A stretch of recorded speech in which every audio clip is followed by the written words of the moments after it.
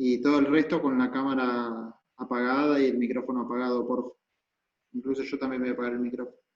Ahí ven mi pantalla. Sí, Marianela, cuando quieran, Sí. todo suyo.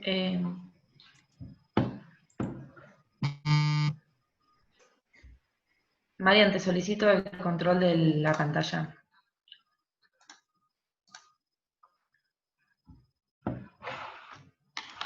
Bueno, buenas noches a todos. Vamos a desarrollar un poco el proyecto que nos tocó exponer. El mismo consiste en el desarrollo y proyecto justamente de una instalación eléctrica en un edificio de propiedad horizontal que está compuesto por la planta baja, 7 pisos y la azotea, que está ubicado en la ciudad de Buenos Aires. Se tendrán en cuenta para este proyecto las normativas impuestas por la reglamentación para la ejecución de instalaciones eléctricas de la AEA, y es un comentario que hago para que sepan que muchas cosas que vamos a estar nombrando salen de esa norma. Ok, primero que nada es importante que respondamos esta pregunta: ¿para qué o para quién diseñamos las instalaciones eléctricas? Bueno, fundamentalmente es para las personas, es decir, para su confort o satisfacer necesidades asociadas a la electricidad, por ejemplo, no sé, los electrodependientes, así como también para permitir el desarrollo tanto industrial, tecnológico y bueno, de la educación como estamos viendo actualmente. Ok, entonces es necesario para el desarrollo de las instalaciones tener en cuenta dos aspectos importantes. Por un lado, la preservación de la protección de personas, animales y bienes, y por otro lado también el correcto funcionamiento de la instalación para el uso para el que fue prevista. Para esto se deberán seguir las normativas correspondientes, como la reglamentación previamente mencionada, así como también el código de edificación, perdón, se me pasó una más.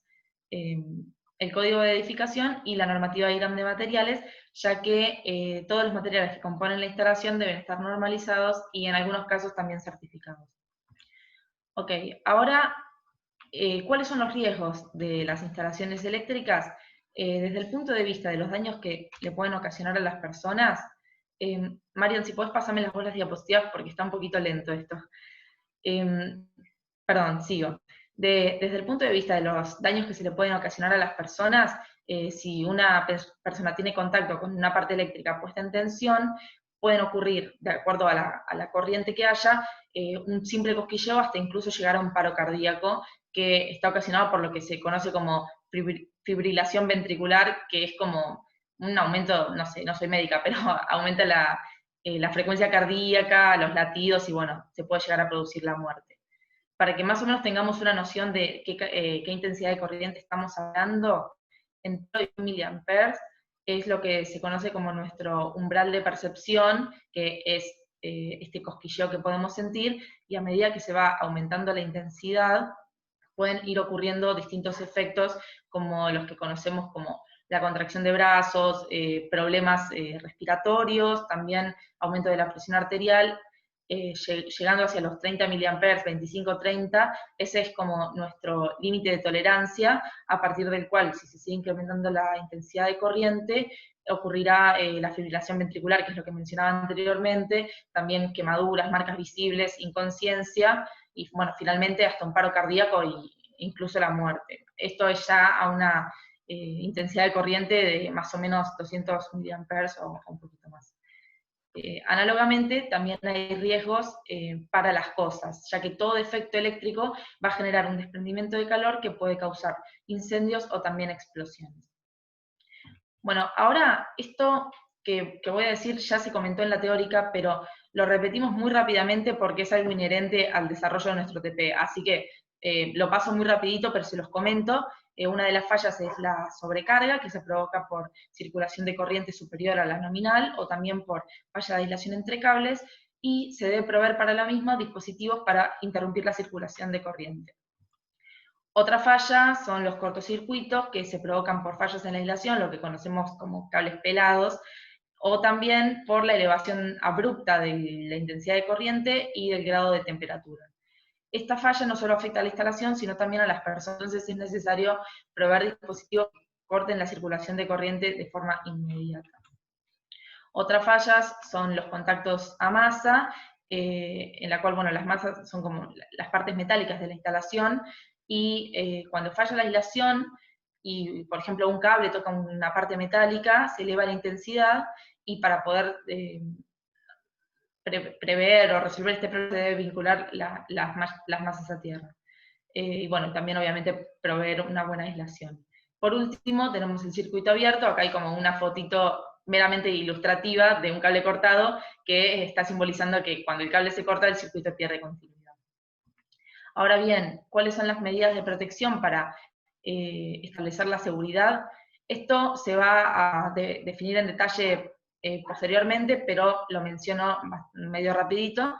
Por un lado, la puesta a tierra, en la que se conectan las carcasas de los aparatos eléctricos y de las partes metálicas de la instalación a tierra, para que si hay una falla en algún aparato y una persona entra en contacto con el mismo, esta no reciba la descarga, sino que vaya a tierra. Se puede ver acá, en esta fotito ilustrativa que pusimos, que acá este toma corriente no tiene conexión a tierra, entonces la persona hace de conexión para la descarga a tierra, y acá en este caso la descarga de corriente va por acá.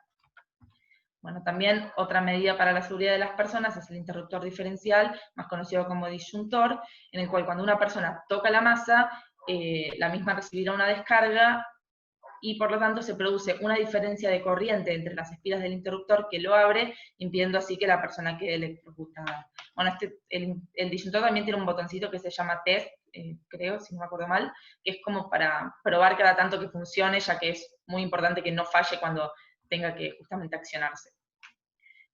También está el pararrayos, que si bien en nuestro TP no teníamos, lo comentamos, ya que es algo que protege a las personas y a la instalación, y funciona, bueno, como dice acá, por ionización de aire alrededor de su punta. Es decir, viene una corriente eléctrica proveniente de una descarga atmosférica, la toma la punta del pararrayos y viaja a través del cable para descargar a tierra a través de la varilla.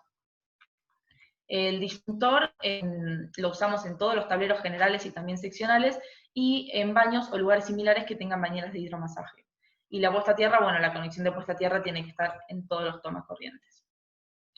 Otros sistemas de protección que son para la instalación es el fusible, que si bien en nuestro TP no estaba, lo mencionamos para que se acuerden que está. Es un alambre que funciona como eslabón débil de la instalación, y bueno, se rompe ante cualquier cortocircuito o sobrecarga, y obviamente hay que reemplazarlo. Y por último, la llave termomagnética, que tiene una parte térmica que se activa con las sobrecargas, por el medio de un apilamiento de dos metales, o bimetal se llama, es el término correcto, con distinto coeficiente de dilatación, que se flexan ante el aumento de temperatura. Con eso se abre la llave. Y la parte magnética se activa frente a cortocircuitos, y es una espira que se va a separar del punto de contacto cuando se produce este aumento abrupto de intensidad, por ejemplo. Ok, la llave termomagnética se coloca en todos los tableros, y se coloca una llave por cada circuito, y también en baños o lugares similares que tengan bañeras de hidromasaje. Ahora, otro aspecto que nos parece importante destacar antes de arrancar propiamente con el proyecto, para terminar un poquito esta introducción, son las medidas que hay para la eficiencia energética.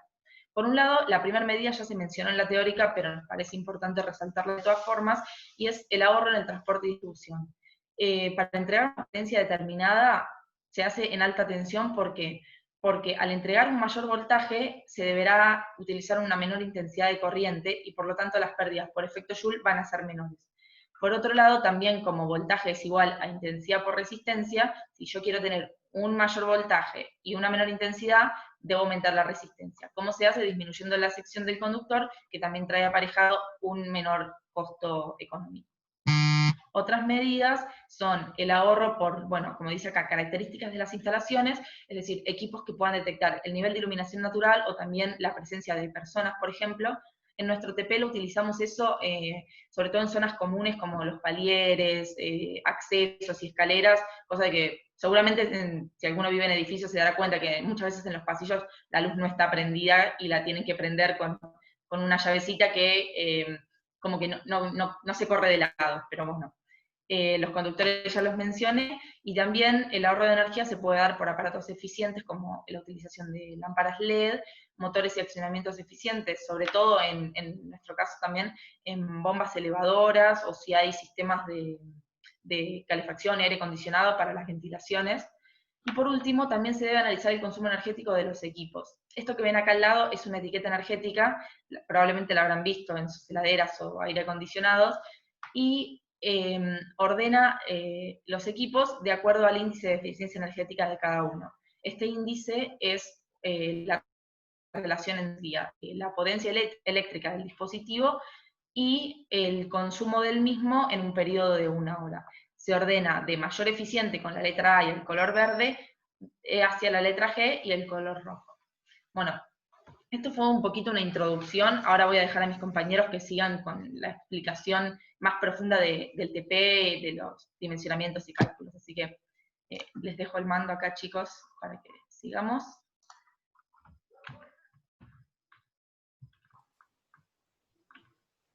Bueno, entonces ahora nos vamos a meter un poco en lo que es nuestro proyecto en particular y la mayoría de los proyectos. Y vamos a empezar por definir las características de la alimentación. Bueno, vamos a estar trabajando con corriente alterna y vamos a tener, en nuestro caso, corriente trifásica, por lo que, como ya se explicó en la teórica, vamos a constar de las 3 fases, L1, L2, L3, el conductor neutro y la protección a tierra. Esto también ya se explicó en la teórica, pero nos pareció ilustrativo poner una foto con los colores para que se familiaricen. En particular, el de protección a tierra es siempre rayado verde con amarillo y el neutro es azul, y los de fase van variando, pero generalmente mantienen estos colores. Bueno, las tensiones que hay son de 220 volts entre cada línea y el neutro, y de 380 entre líneas. La frecuencia va a ser de 50 Hz, que obviamente es una frecuencia proporcionada por la compañía, no es que nosotros podemos elegir este valor. Bien, una vez que nombramos esto, vamos a pasar a preguntarnos cómo funciona una instalación eléctrica, cómo es la conexión, y para esto nos pareció muy importante entender, en primer lugar, cómo viaja la energía, por así decirlo. Es decir, qué pasa desde que nos conectamos a la red subterránea, en nuestro caso, la red que viene por la calle, hasta que llegamos a nuestra casa y enchufamos el dispositivo o encendemos la luz. Bueno, básicamente recorremos estas etapas, que son la línea de alimentación, la línea principal, los circuitos seccionales y terminales, y después vamos a hablar un poco de... ¿Alguien habló? Bueno, después vamos a hablar un poco de los usos de los circuitos, que pueden ser generales, especiales o específicos. Para entender mejor este concepto, la diapositiva que sigue nos muestra cómo es este viaje de energía. Y bueno, como dije recién, desde la red de distribución que viene de la calle, vamos a tener lo que se llama línea de alimentación, que es la que justamente conecta la red de distribución con la entrada a los medidores. Cabe destacar que en el medio de esta línea de alimentación vamos a necesitar de una caja de toma, que esta caja de toma básicamente sirve para la protección y el seccionamiento de la acometida que nosotros estamos realizando, y se ubica en el frente de los edificios. Son las cajas que generalmente vemos, se ubican sobre la línea municipal, porque la idea es que pueda ser accesible por vía pública. Entonces, una vez que llegamos a los medidores, de ahí vamos a sacar, digamos, otra línea que vaya hacia los tableros generales. Esta se llama línea principal, es la que conecta al medidor con los tableros generales, y bueno, la cantidad de tableros generales va a depender de cada edificio y de a qué se destine cada tablero. Mis compañeros lo van a detallar más adelante. Pero una vez que llegamos a los tableros generales, lo que vamos a hacer es seccionar, es decir, entrar en el circuito seccional. El circuito seccional es lo que conecta los tableros generales con los tableros seccionales, valga la redundancia. Bueno, y por último vamos a tener el circuito terminal, que es, digamos, la etapa que va desde el tablero seccional hacia los consumos, que es nuestra casa. Para entender un poco este concepto de circuitos, ahora vamos a mostrar una tabla que nos muestre cuáles son los tipos de circuitos, pero yo dije que estos circuitos pueden ser, digamos, de uso general, especial o específico. Y bueno, los circuitos de uso general son los monofásicos y los que son generalmente en interiores. El tipo de circuito se determina por la intensidad admisible que está normalizada, ¿no? Entonces tenemos circuitos de uso general, circuitos de uso especial, que son generalmente para exteriores también, y cuando supera la intensidad del circuito de uso general. Y después tenemos los circuitos de uso especial, que son todavía intensidades mayores y no pueden estar ni en circuitos de uso general ni especial. Entonces, por ejemplo, son las bombas, los ascensores, etc. Perdón, dije especial, es específico el último. Bien, entonces, en nuestro proyecto, y en todos los proyectos también, es muy importante consultar a la empresa distribuidora, que en nuestro caso fue Edesur, cuáles son los requisitos de instalación entre la línea de alimentación y la entrada al tablero principal. Si volvemos a esta foto, sería este punto, digamos, entre la línea principal y los tableros, porque justamente, como se puede ver, es la división entre la responsabilidad de la compañía y la responsabilidad del propietario. Por eso se debe consultar a la empresa cuáles son los requisitos para realizar esa conexión. Y otro dato no menor es que también contamos con una cámara transformadora, que si bien en la diapositiva anterior no estaba marcada, esta cámara transformadora nos es requerida por la demanda de potencia que nosotros tenemos, y porque la potencia viaja en media tensión y nosotros la tenemos que transformar. Y bueno, se encuentra en planta baja y alimenta los tableros generales, que acá se pueden ver, que después mis compañeros van a detallar qué alimenta cada tablero. Bueno, entonces ahora que entendimos cómo viaja la electricidad y qué pasa, nos preguntamos, Una bueno, pregunta, Gus. sí, La caja transformadora es la que habían dicho en clase que por ahí algunos edificios grandes les convenía transformarla ahí mismo y no, es esa, ¿no? claro, es esa. Justamente Está bien. porque necesitamos tanta potencia, sí o sí vamos a tener que pedir media tensión, entonces vamos a tener que hacer una cámara. Y un Gracias. comentario es que por ahí si se hace un edificio al lado del nuestro que ya tiene cámara transformadora, por ahí se pueden conectar a nuestra cámara.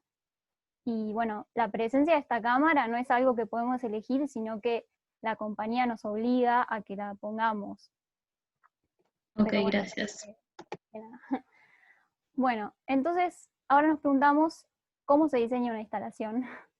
Y bueno, vamos a ir nombrando los pasos, que son el grado de electrificación, vamos a determinar el número de circuitos, las necesidades de iluminación, la potencia, la carga y cómo ubicar los artefactos, que ahora vamos a explicar bien todo, pero a modo de índice pusimos de qué vamos a estar hablando, de cómo seleccionamos la sección de los conductores, qué pasa con los tableros, las canalizaciones, los diámetros, las medidas de cajas de pases, salas de medidores, etc. Todas estas son consideraciones que hay que tener en cuenta a la hora de diseñar. Bueno, ¿por dónde se empieza entonces? Lo primero que tenemos que hacer es determinar el grado de electrificación, que básicamente depende de la superficie que nosotros estemos analizando.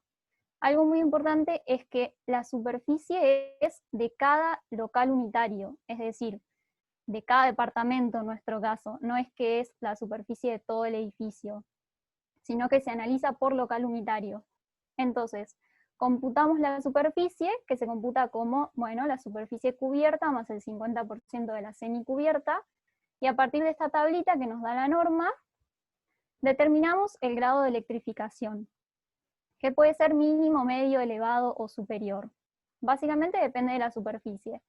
La columna de la derecha lo que nos muestra es una potencia máxima que después de hacer todos los cálculos vamos a tener que venir a chequear acá que dependiendo de nuestro grado de electrificación se cumpla con esta potencia.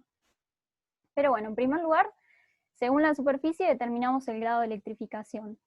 Ahora, el segundo paso es determinar el número mínimo de circuitos. Como dije antes, los circuitos pueden ser de uso general, especial o específico, y esta tabla es muy interesante porque nos muestra, dependiendo del grado de electrificación, que dijimos que dependía de la superficie, la cantidad mínima de circuitos que vamos a tener. Nosotros por ahí nombramos mucho la palabra circuitos, y no se entiende, pero básicamente podemos entender lo que es un circuito como la cantidad de térmicas o de llaves que nosotros tengamos. Un ejemplo muy claro es en casas por ahí que son chiquitas y son viejas, nosotros tenemos una sola térmica. Entonces, si necesitamos cortar la luz para la electricidad para hacer alguna reparación, tenemos que cortar la luz de toda la casa porque tenemos una sola térmica. Entonces, ¿qué pasa? Si tenemos más circuitos, lo que vamos a hacer es cortar solamente un circuito y no todo. Esto se ve, por ejemplo, en esta tabla que, aunque nosotros tengamos un grado de electrificación mínimo, es decir, la superficie más chica del mundo, nos va a pedir que tengamos como mínimo 2 circuitos, uno para iluminación y uno para toma corrientes. Y así, dependiendo del grado de electrificación, nos va a decir, bueno, como mínimo tenés que tener tantos circuitos divididos en iluminación, toma corriente, uso general, uso especial. Y cabe aclarar que esta tabla es, de nuevo, valores mínimos. Nosotros podemos ponerles la cantidad de circuitos que querramos, que un dato muy importante que dijo la ingeniera en la clase pasada, que nosotros, el diseño va a depender del confort que le querramos dar al edificio. O sea, si queremos, podemos ponerle un montón de circuitos, obviamente va a ser mucho más confortable, pero va a ser más caro también. Y bueno, eso, la tabla nos da valores mínimos. Bueno, entonces, una vez que tenemos la cantidad de circuitos, vamos a decir, ok, ¿cuántas tomas de iluminación y cuántas tomas de toma corrientes necesito siempre por cada local, ¿no? Entonces, de nuevo, la tabla nos da, la norma nos da una tabla que, dependiendo del tipo de ambiente que tengamos, sala de estar, dormitorio, y dependiendo de la superficie también, nos va a decir la cantidad de bocas de iluminación y de toma corrientes mínimas que tenemos que considerar. Esto también depende del grado de electrificación. Esto es solo una parte de la tabla, es muchísimo más larga, pero bueno, básicamente dependiendo del tipo de ambiente. Por ejemplo, no sé, un dormitorio con una superficie menor a 10 metros cuadrados necesita como mínimo una boca para iluminación de uso general y dos bocas para toma corrientes de uso general. Entonces así vamos determinando la cantidad de bocas por cada local. Bueno, algo a tener en cuenta es que debemos respetar cantidades máximas de esta boca, también las normas nos dan una tabla, porque a ver, no podemos cargar un montón de bocas de iluminación o un montón de bocas de toma corrientes a un circuito, porque se generarían problemas como sobreintensidades y todos los problemas que nombró mi compañera anteriormente que no están buenos. Entonces la tabla nos dice, bueno, dependiendo del tipo de circuito que vos tengas, que puede ser general, especial, vas a tener una cantidad máxima de bocas que puedes conectar a ese circuito. Y los detalla. Entonces, una vez que determinamos todo esto, lo que nos interesa es conocer la demanda de potencia máxima de cada uno, es decir, qué potencia nos requiere cada circuito. Bueno, de nuevo, la norma nos da una tabla que nos dice, dependiendo del tipo de circuito, que como dije puede ser de uso general, especial o específico, nos dice, bueno, como mínimo tu circuito va a tener tanta potencia. Y así determinamos la potencia de cada circuito. Esta potencia que determinamos la vamos a afectar por lo que se llama coeficiente de simultaneidad, que depende del grado de electrificación. Y finalmente vamos a obtener la carga total de un local unitario. Como dije, esto se hace por cada local y no por todo el edificio. Y bueno, esta carga total, que básicamente es potencia, es la suma de la demanda de potencia máxima simultánea por grado de electrificación, que es la que obtuvimos recién haciendo todos estos cálculos de norma. Y después, si tenemos algún artefacto que requiera una carga específica, lo tenemos que sumar su demanda de potencia a el cálculo que hicimos recién. Algo muy importante a tener en cuenta es que si esta carga supera este valor de 7 kilovoltiamperios o 32 amperes, se tiene que solicitar suministro trifásico. Ahora vamos a ver que en nuestro proyecto teníamos 211 kilovoltiamperios, por eso tenemos corriente trifásica. es una potencia bastante grande. Bueno, en nuestro proyecto los grados de electrificación fueron desde medio hasta superior, porque recordemos que no es un grado de electrificación, sino que depende de cada ambiente, por eso cada ambiente con su superficie tiene su grado de electrificación, y bueno, de la superficie, y también depende de la demanda de potencia máxima simultánea. Entonces, una vez que hicimos todo esto, es decir, tenemos la cantidad de circuitos, la cantidad de bocas de cada local, vamos a elaborar nuestra planilla de cargas. Y ahí vamos a verificar que cumpla con todas las exigencias que mostramos anteriormente en las tablas. En nuestro proyecto se obtuvieron 797 bocas y una potencia de, como dije recién, 211,93 kilovoltamperios, que es mayor al valor 7 que vimos recién. Por eso tenemos corriente trifásica. Bueno, esto es un ejemplo de cómo es una planilla de cargas. En primer lugar se ve el tablero, que bueno, esta es una parte de la planilla de nuevo, pero bueno, este es el tablero general. El destino al que va, como se puede ver, esto se hace por cada departamento. Acá tenemos características de los conductores, y después tenemos los tableros seccionales, que son justamente los que tienen los distintos tipos de circuitos. Bueno, tenemos circuito de iluminación, uno de tomas, uno de toma de uso especial y uno de iluminación exterior. Y después nos dice qué cantidad de bocas tenemos por cada circuito, y como expliqué recién, sacamos la potencia que tiene cada circuito. Entonces ahí vamos computando todo, y después con los valores finales chequeamos que cumpla con las exigencias normalizadas. Bueno, una vez que hicimos nuestra planilla de carga, diseñamos todo, vamos a ver qué consideraciones tenemos que tener para ubicar los artefactos, es decir, las bocas de iluminación, interruptores y tomacorrientes. Todas estas pautas, solo vamos a nombrar algunas, pero están en la norma, esta reglamentación para la instalación de ejecuciones eléctricas, AEA 90.364, que está muy bien explicada, y cualquier duda que tengan pueden consultar porque la verdad que está bastante bien, muy clara. Entonces, bueno, algunos de los criterios que se emplearon en nuestro proyecto, sacados de la norma obviamente, son los siguientes. Para bocas de toma corrientes, por ejemplo, tenemos dos tipos de cajas, las de 50×10, que admiten hasta 2 tomas, y las de 100 milímetros, que admiten hasta 4 tomas. Estas son las fotitos de las cajas que van, bueno, embutidas en la pared, rectangular o cuadradas. Y después, otra consideración fue, para artefactos de iluminación, si la carga es mayor a 10 amperes, bueno, se va a conectar a un circuito de uso especial. Esto es lo que yo les decía, que la división entre tipos de circuitos, o sea, general, especial o específico, depende de la intensidad, depende de cierto umbral de intensidad. Acá justamente nos está dando un ejemplo. Si tenés una carga mayor a 10 amperes, bueno, ya no puede ser un circuito de uso general, así que va a ser uno de uso especial. Después. Una pregunta, perdona, Us. No sé si prefieren después. No, pero capaz no la sabés, pero por ahí Martín sí. ¿Qué pasa si alguien en su departamento necesita de repente tener un enchufe que tenga más de 20 amperes, o no sé, agregar bocas o lo que sea?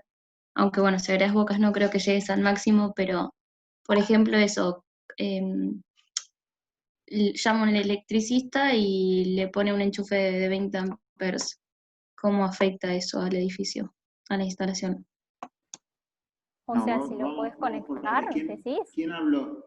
Perdón, dale Agustina. No, si la pregunta es si lo podés conectar al circuito, depende. Por ejemplo, vos dijiste 20 amperes, al circuito de iluminación general no lo vas a poder conectar. Pero no sé si esa es la pregunta o si... Claro, yo digo que, por ejemplo, si por ejemplo alguien cambia alguna boca, agrega bocas o enchufa algo que tiene, o sea, cambia el enchufe y pone algo que requiere más de 10 amperes, ¿cómo afecta eso a la instalación eléctrica del edificio? Porque supongo que hay un montón de gente que hace eso. Y justamente para eso ponemos los disyuntores y las térmicas, para que si hay una intensidad mayor a la nominal, salte. Pero no sé si afecta, o sea, en los cálculos decís, no sé si alguien quiere aportar algo, pero creo que no vas a ponerte a verificar todos los cálculos de vuelta. No, pero creo que ella habla, si yo por ejemplo en mi casa voy y le pido al electricista que conecte esa toma a la fuerza, al circuito, Claro, ¿qué pasaría? Claro. claro, O sea, ya he hecho como claro. una situación post-proyecto. Claro. Tenés que poner Claro, una alguien línea que... especial. O sea, ponés otro circuito para eso, básicamente. Nosotros tenemos una anécdota que nos contó una persona, que esta persona desarmaba térmicas, desarmaba cosas eléctricas, y un día jugando se le saltó todo, se le quemó el buscapolos, todo. Entonces, ¿qué fue lo que hizo? Bueno, puso una línea especial para su cuarto donde trabajaba con sus cosas eléctricas y puso una térmica especial que justamente saltara cuando estaban utilizando esta toma o este circuito. O sea, pones una línea especial para eso que quieras. Como que no lo puedes conectar al circuito. No sé si se entendió, si no, que lo explique más. Sí, sí, está bien, gracias, Aus.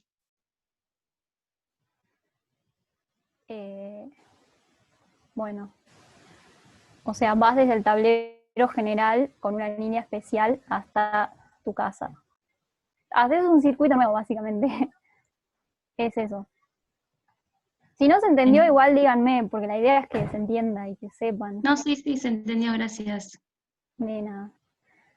Bueno, a ver si puedo seguir. Bueno, en cuanto a ventiladores de techo y aire, también pueden cargarse a circuitos de iluminación de uso general o especial. Después, en escaleras y rampas tenemos que tener mínimo una boca de iluminación cada 5 metros, o en fracciones de escalera, o bien en descansos. Y después, con el tema de, bueno, circuitos de comunicación también pueden ser de uso general o especial, y siempre su parte metálica conectada a tierra, obviamente. Y después con el tema de los baños, si se trata de un toilet, o sea que no hay ducha, el tomacorrientes puede cargarse al circuito de iluminación, pero ya si estamos en presencia de bañeras, tanto hidromasajes como normales, necesitamos poner una alimentación fija que tenga protección termomagnética e interrupción diferencial, es decir, una térmica y un disyuntor, porque obviamente al tener una fuente de agua tan cerca necesitamos mucha protección. Y bueno, debajo de la bañera, cañerías aislantes, y bajo ningún punto de vista un tomacorrientes debajo de la bañera. Bueno. Perdón, ¿vos estás diciendo que en el baño hay que instalar termomagnéticas o interruptores diferenciales? Si tenés una ducha con hidromasaje, o un No, capaz como hidromasaje. que el circuito al que está conectado la tomacorriente del baño esté protegido por esas dos cosas, no sé. Claro, o sea, no es que en el baño pones una térmica, sino que vos tenés tu tablero seccional ahí. Me meto un segundo. El hidromasaje funciona con electricidad, o sea, para prender el jacuzzi necesitas eso. Entonces va a tener un tablero, y a ese tablero le tenés que poner la termomagnética y el interruptor diferencial. Exacto. No, yo entendía que el tablero era para una unidad funcional y después cada circuito se derivaba como corresponde a cada una de las partes que a uno le interesa, sea general, sea para la parte de un motor, o sea para la parte de iluminación, y que el tablero estaba en cualquier lugar de la casa, podía estar atrás de una puerta, o en la cocina, o en un baño, como ustedes decían, pero que nada más había un circuito especial para el baño, entonces esa es la idea. Sí. No, es que una cosa es el tablero seccional, desde el cual salen todos los circuitos, y otra cosa es el hidromasaje, que yo supongo que tiene que tener un tablero especial para poder conectarlo y demás, no como que simplemente lo conectás al circuito, a cualquier circuito, por eso tiene que tener una térmica y un interruptor. No sé cómo funciona un hidromasaje, O sea, pero me parece que va por ahí. le haces un circuito especial con su propia térmica. Después vamos a ver un diagrama de los distintos circuitos. No tenemos hidromasaje en nuestro proyecto, pero ahí veríamos como uno distinto, especialmente para eso. Igual no es que cada departamento tiene un tablero seccional. O sea, los tableros seccionales lo que hacen es sacar los distintos tipos de circuitos. Por ejemplo, nosotros tenemos un circuito de iluminación de uso especial. Y bueno, ese circuito de iluminación puede alimentar a varios departamentos de varios pisos. Lo mismo con los circuitos de toma corrientes y los circuitos que tengamos. No sé si esa parte no quedó clara, pero los tableros seccionales justamente dividen circuitos. No es que cada departamento tiene un circuito porque sería muy costoso. Se puede hacer, pero no se hace. Bien, si esto quedó entendido, pasamos a los últimos criterios para la ubicación de artefactos. Bueno, estos criterios son bastante importantes también, porque hacen al confort y al buen diseño de nuestra instalación, que son las alturas de ubicación tanto de interruptores de luz como de toma corrientes. En el caso de interruptores, tenemos que ponerlo como máximo a 15 centímetros de la cerradura de la puerta, excepto que se prevea baldeado, que ahí aumenta a 20 centímetros el máximo. Estamos hablando de distancia horizontal.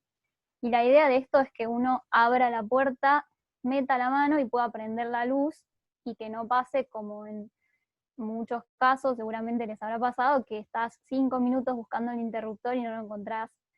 Entonces está bueno tener estas consideraciones. Lo mismo con la altura, desde 90 centímetros hasta 1,30 m desde nivel de solado terminado. Lo recomendable es 1,10 m. Si lo pones más alto puede pasar lo que pasa acá en esta imagen, que se cae el nenito y no es para nada cómodo, y los arquitectos no van a estar contentos tampoco.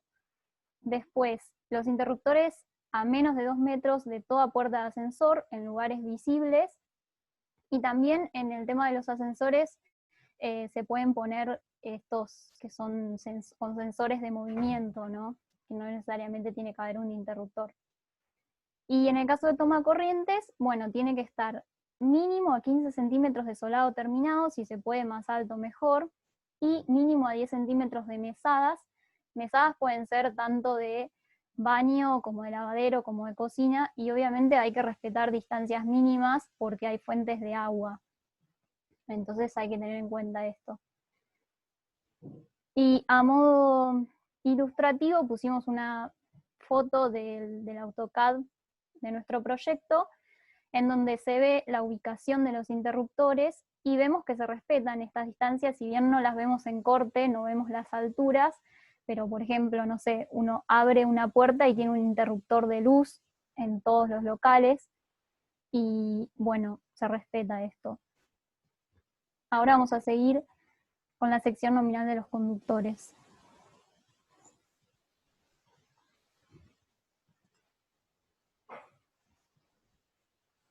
Nati, vas vos.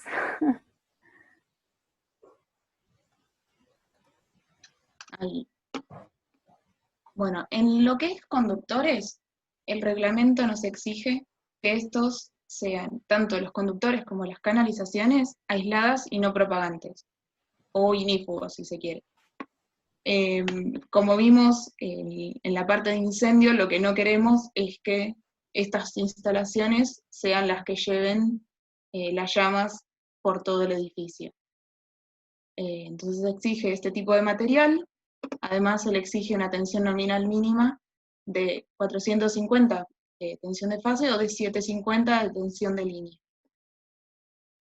Acá vemos dos imágenes. La primera corresponde a los cables sin envoltura. Acá está la norma IRAM que los normaliza. Los otros son con envoltura. Estos están permitidos para colocar en cañerías metálicas, ya sea a la vista o excavadas, y también se pueden poner en cablecanales. Y a su vez, los que tienen envoltura también se permiten enterrarlos o usar en bandejas pasacables. Lo que no se puede hacer, y la norma me lo detalla tip por tip para que sea prolijo y seguro, es no lo puedo poner o bajo o sobre zócalos o canaletas de madera o cualquier material que sea inflamable. No lo puedo poner sueltos en techos de cielo raso suspendido.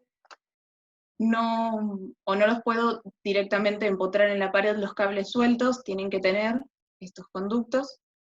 Tampoco puedo pasarlo de forma aérea en locales interiores, excepto hay un par de excepciones de que la tensión sea menor a 24 volts, y esa sería la única excepción que me lo permite.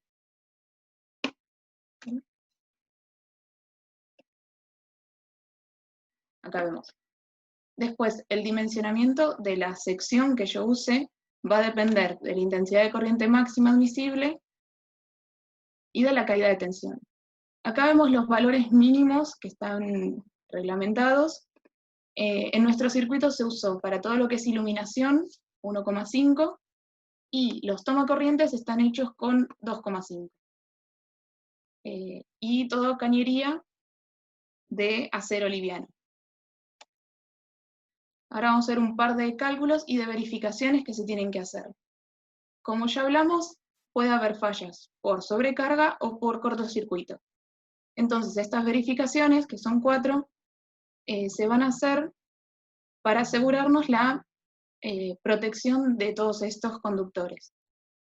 Esta primera, lo que tenemos va a ser una intensidad de proyecto, esta IB. Esta va a salir de la demanda de potencia máxima simultánea, que ya vimos antes cómo se calculaba con la tabla de cargas. Esta tiene que cumplir que sea menor a la intensidad del dispositivo de protección, nuestras llaves termomagnéticas, que un valor normal de hogares es de 10 amperes.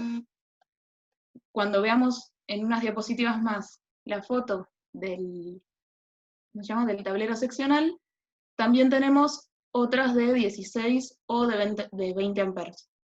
Cuanto menor sea el amperaje, son más sensibles y más caras. Y después, todo eso tiene que ser menor a su vez a la intensidad máxima admisible del cable. Este valor tiene en cuenta la temperatura que este cable puede alcanzar. La temperatura de cálculo usada para el proyecto fue de 40 grados. Entonces, debo asegurarme que la intensidad de proyecto no lo supere para que no se produzcan temperaturas por encima de eso. Y la verificación final va a ser que mi intensidad de protección de sobrecarga que cumpla eso tiene que ser menor a 1,45 por esta intensidad máxima. Para un cable de cobre y con esta temperatura de 40 grados daba unos 15 amperes. 1,45 por 15 es lo que debe cumplir mi intensidad. Perdón, La otra vez, sí, ¿y intensidad 2 es intensidad máxima de sobrecarga? sí, Ok, gracias. nada.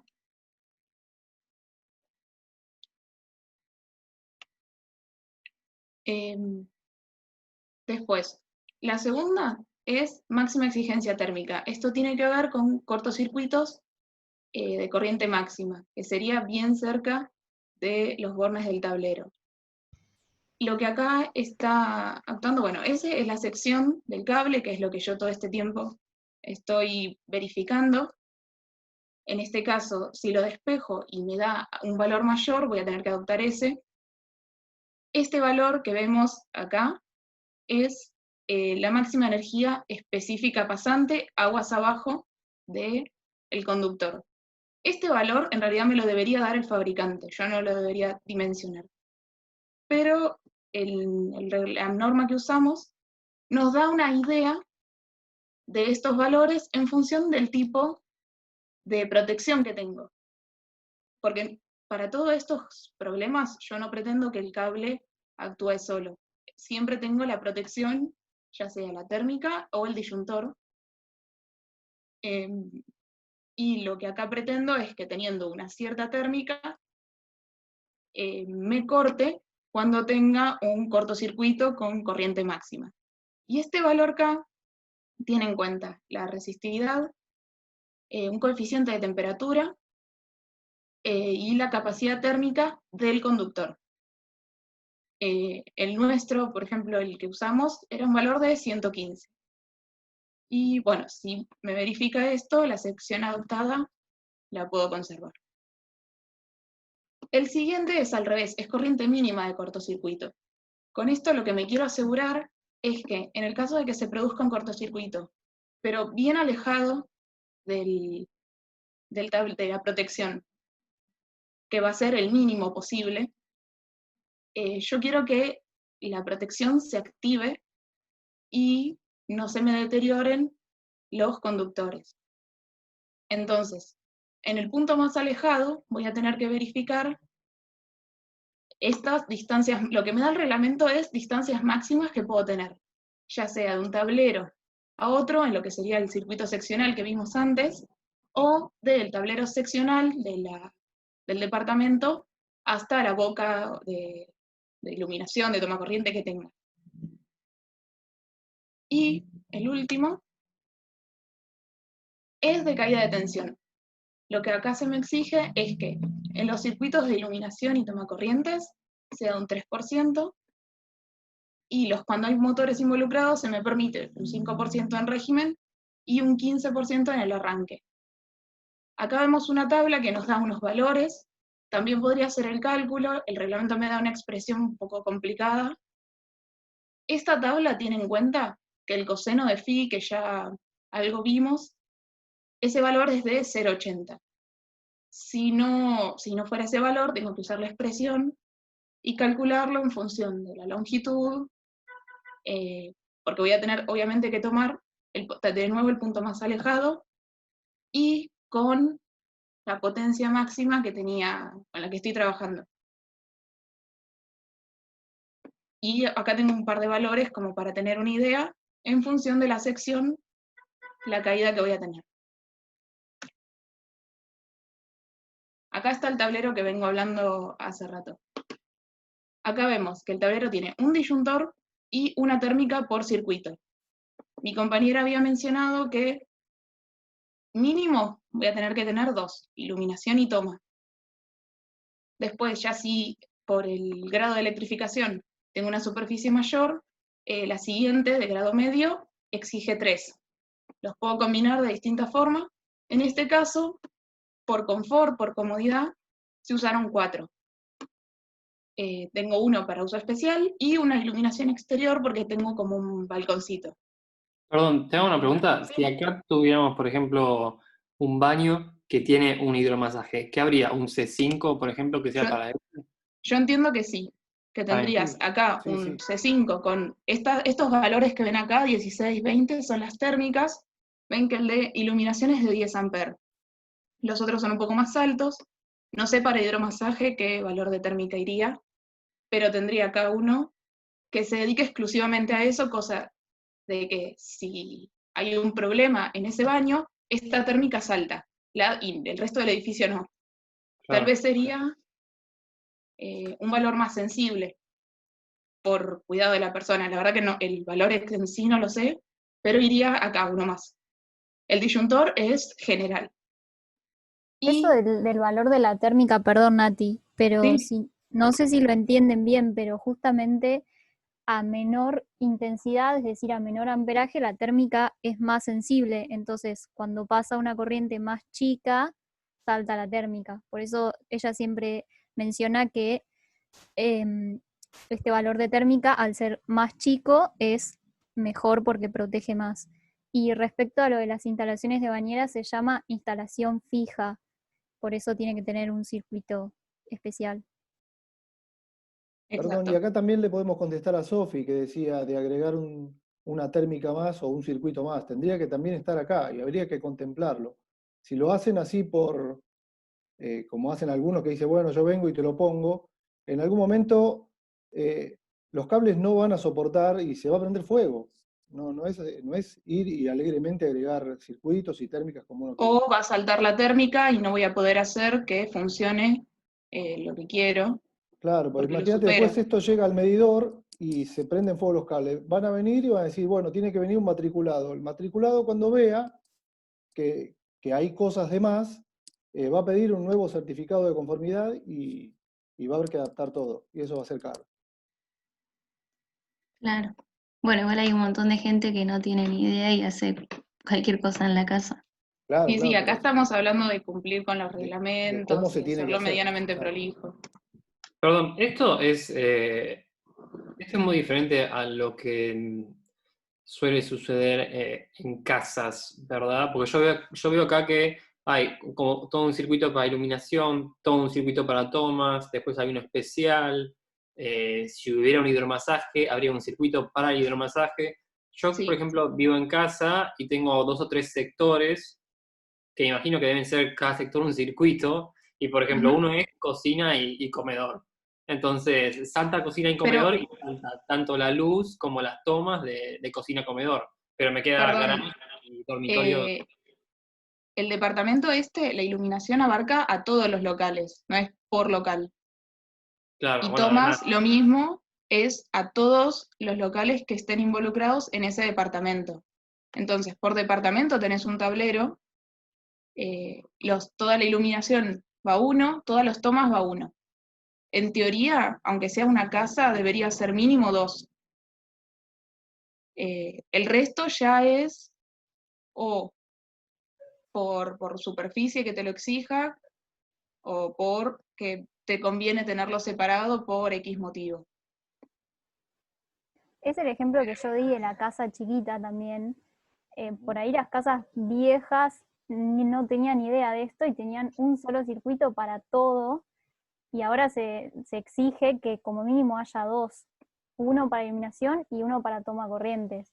Sí, igual más allá de eso, perdón que te interrumpa, Agus, Laia ya aclaró en el chat que el tema de no estar separando iluminación de tomas tiene que ver con que en el reglamento anterior eso no, digamos, la separación no se hacía necesariamente así, y por eso Gardo, creo que es el que estaba hablando, dijo que tiene distintos circuitos, pero que si corta un circuito le corta luz y tomas de todo un sector. Claro. En mi casa pasa lo mismo allá en Comodoro, claro. pero es por eso, es porque el reglamento adoptado era el anterior, y ahora la separación se hace de esta manera. Y en todos los casos lo que se debería respetar igual, obviamente, es que haya más de un circuito por el tema de las térmicas que ya vienen aclarando. Claro. Perdón, que interrumpí, pero para aclarar lo que estaba pasando en el chat. No, igual estuvo buenísimo, gracias. Muy bueno. Pero sí, es probable que en algún lugar se encuentre que esto no cumpla así. Y... ¿tengo yo el control? Sí. Bueno, y este último es simplemente ilustrativo. Nosotros creo que todavía no mencionamos las montantes, pero que son las que recorren verticalmente todo el edificio. Acá vemos el palier, este sería el ascensor. Acá vemos el palier y llegarían en estos plenos. Acá va un tablero, y de ese tablero va a los tableros que tiene particularmente cada departamento, que es el seccional ese que vimos recién. Y así es como se distribuye. Y mis compañeros van a seguir explicando el resto de los pasos a seguir para el proyecto.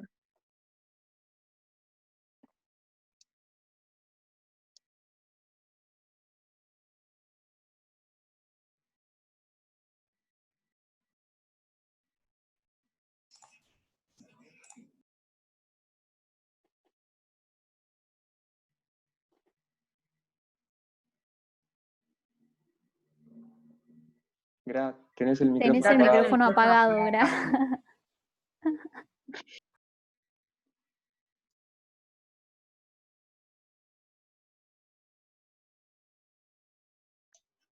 Ahora me escuchan. Vamos. Bueno, repito lo que había dicho. Buenas noches a todos, y yo voy a seguir explicando un poco los pasos que nosotros fuimos separando para el diseño de la instalación eléctrica. Ya en esta parte nos estamos enfocando en lo que son canalizaciones, conductores y cables, pasando un poco lo que estuvo hablando Nati de los conductores. Acá particularmente para lo que es la selección de las canalizaciones que se van a utilizar, incluimos esta tabla que fue extraída de la reglamentación que venimos usando para para el diseño de la instalación, que es la que mencionaron anteriormente mis compañeros. Y en esta tabla lo que se hace es tener en cuenta las influencias externas que se puedan tener en el edificio, digamos, con el que estamos trabajando en el proyecto. Se ven ahí que se indican distintas influencias externas, como son condiciones de evacuación durante una emergencia, capacidad de las personas, materiales, etc. Entonces, para nuestro caso, que se trata de un edificio con baja afluencia al público y, digamos, público con capacidades normales, como se dice, se toma esta clasificación que se llama BA1, y por otro lado esta BD1 hace referencia a las condiciones de evacuación durante una emergencia, que para nuestro caso son condiciones fáciles para un edificio de 12 pisos sin subsuelos, como es el que tenemos. Entonces la columna que nos corresponde considerar, como ven acá, es la columna 2. Entonces con esta tabla, ¿qué tenemos? Según el tipo de instalación, fija en interiores, vamos a poder elegir el tipo de canalización que vamos a usar, el material, y bueno, la tabla que nos dice qué normas IRAM vamos a tener que respetar para, digamos, las características que vayan a tener las distintas canalizaciones que coloquemos en el proyecto, ¿no?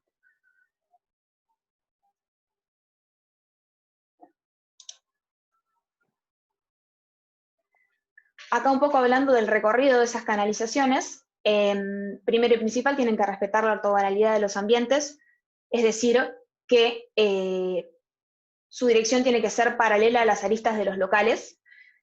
También se pueden mencionar, o sea, hay varias consideraciones para tener en cuenta, pusimos las que nos parecen más importantes, pero por ejemplo, las cajas de las canalizaciones, las que están más cercanas a marcos, cielos rasos isolados, tienen que estar a no más de 25 centímetros respecto de los marcos, 30 centímetros respecto de los cielos rasos y 20 centímetros respecto de los solados.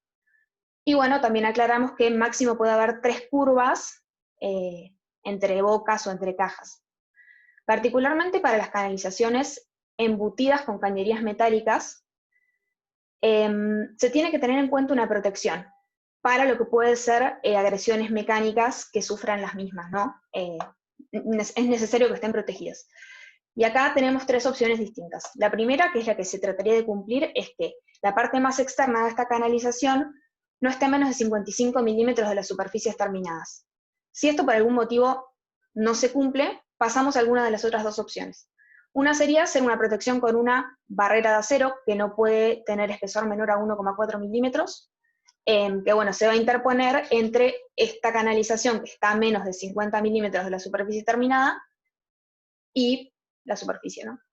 Se coloca esta barrera de acero en el medio. O si no, una mezcla de concreto 1 en 3, que creo que tiene que tener no menos de 10 milímetros, que también va a servir como protección para canalizaciones que estén a menos de esa distancia de la superficie terminada.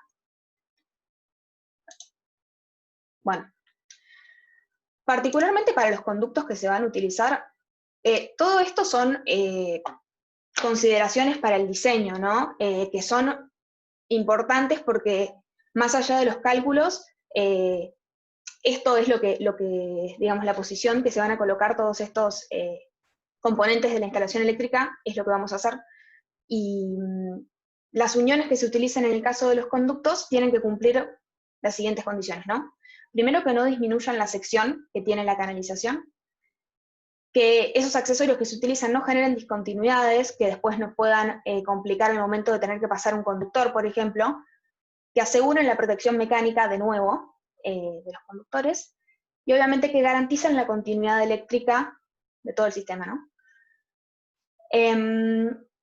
Otro tema, las columnas montantes, que recién Nati mencionó lo que eran, pero básicamente para un edificio que tiene varias plantas, la conexión entre el tablero principal y los tableros seccionales se hace mediante estas columnas montantes, que son los conjuntos de canalizaciones que, digamos, se colocan en sentido vertical y van atravesando todos los pisos, ¿no? Y la clasificación que hacemos de columnas montantes tiene que ver con su relación con la propagación del incendio. Y acá volvemos al tema del incendio, que es, en mi opinión, recontra importante respecto de la instalación eléctrica. ¿Por qué? Primero, por lo que ya antes mencionaron, que si el incendio alcanza la instalación eléctrica, la misma sería un medio de propagación del incendio de un local a otro, lo cual no queremos que suceda, y aparte porque en sí la instalación eléctrica muchas veces es el motivo del incendio. Si recordamos un poco la clase de protección contra incendios que dio el ingeniero Pampuro, había mencionado un par de las causas principales de incendios en nuestra zona, y instalaciones eléctricas estaba en el segundo puesto con 36% de los 33% de los incendios, así que nada, importante. Así que bueno, la clasificación esta va a ser abiertas, cerradas o embutidas. Abiertas van a ser aquellas que estén a la vista o ocultas y no alcancen un grado de protección equivalente al fuego F60, o sea, menor a F60. Las cerradas, también a la vista o ocultas, pero sus cajas sí alcanzan esta protección F60. Y por último, las embutidas van a ser aquellas que efectivamente están embutidas y las cajas tienen protección F60, como ya mencionamos. Acá colocamos un esquemita de lo que es más o menos, donde se pueden ver las distintas columnas montantes que van alimentando los tableros seccionales. Consideraciones importantes para las columnas montantes: que los circuitos estén identificados por colores, letras y números. Esto es para que la instalación se entienda, ¿no? Para que no solamente la entienda la persona que la ejecutó, que la diseñó, sino que sean identificables los circuitos, que no se pueden entrecruzar conductores. Después, las columnas montantes deben colocarse en plenos específicos, es decir, que no haya otro servicio en el mismo pleno, siempre que sea posible. Y en el caso de que no sea posible y haya otros servicios, hay que hacer una correcta separación, que, digamos, materialice una barrera para el contacto eléctrico entre los servicios, ¿no? Y bueno, por último, los conductores de un mismo circuito deben colocarse en una misma canalización. Son todas pautas, digamos, a seguir.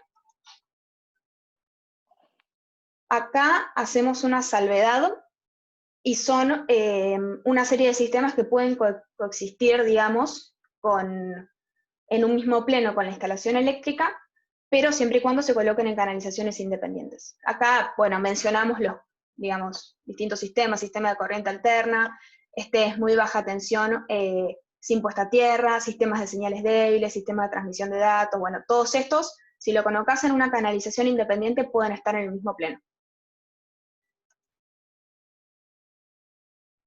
Bueno, ok.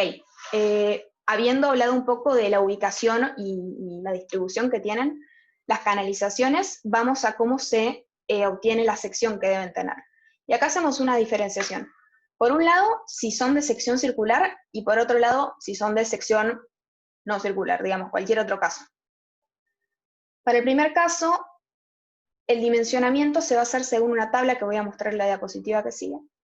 Y para cualquiera de los otros casos, lo que se pide es que el área de los conductores que estén en las canalizaciones sea menor al 35% de la sección interna menor de la canalización. Y particularmente acá vamos a señalar los diámetros internos mínimos o secciones mínimas que deben tener de acuerdo al circuito al que pertenezcan, ¿no? Si es un circuito principal o seccional, el diámetro mínimo, esto sería para sección circular, ¿no?, es 15 milímetros, que corresponde a un caño RL19 o RS19. Ahora los caños los voy a mostrar en la diapositiva que sigue, están mencionados. RL es acero liviano y RS es acero semipesado.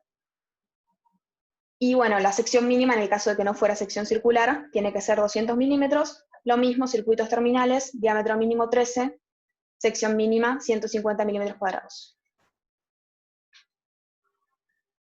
Y bueno, acá está la tablita con la cual se dimensiona el diámetro en el caso de que se use una canalización con sección circular. Lo que se hace es ingresar con la sección del conductor que se va a alojar, las tenemos acá arriba, y luego se baja hasta la cantidad de conductores que se quieren ubicar en esa canalización, ¿no? Y bueno, una vez que, no sé, tenés una sección de conductor de 4 milímetros cuadrados y querés colocar 4 conductores más la puesta a tierra, te da que tenés que usar un caño de diámetro 19. Marqué acá con verdes los que utilizamos nosotros, los que fueron necesarios utilizar en el proyecto que estamos analizando, que son RL19, RL25 y RL32. y acá se aclara que RL es acero liviano y RL es acero semipesado. Bueno, acá se detallan cómo se debería tomar las medidas de la caja de pase.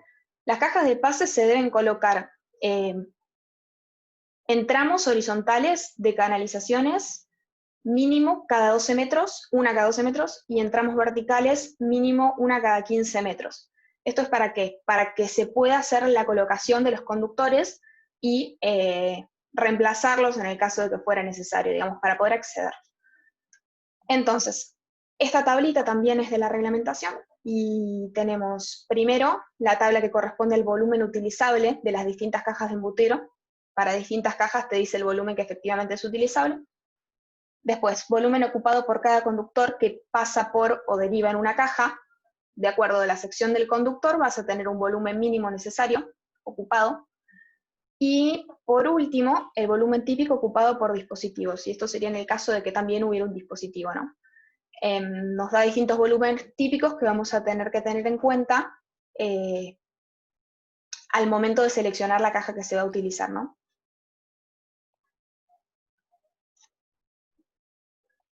Y bueno, si hay alguna pregunta de lo que se dijo hasta recién, me la pueden hacer ahora, y si no, cedo la palabra a mi compañero para que siga con las salas de medidores. Bueno, buenas noches. Yo soy Carlos Stauffer. Me tocó hablar casi del final, ya mis compañeras le contaron casi todo. Tengo que conversar un poquito sobre las salas de medidores. Bueno, este es un lugar importante y, como todo lo que hacemos nosotros en la facultad, necesita ser planificado. Acá le dejamos anotado la parte del reglamento donde pueden encontrar todas las especificaciones. Acá en esta foto estamos viendo cómo se vería todo el nicho de los medidores. Recuerden que es un medidor por cada departamento, así que cada uno, acá se puede ver que acá hay 3 medidores, esta cajita debe tener ahí cada una su sistema de protección, llave térmica. Acá están se ven los 3 caños. Esto es como se verían los tableros. Para la diapositiva siguiente, si me pasa.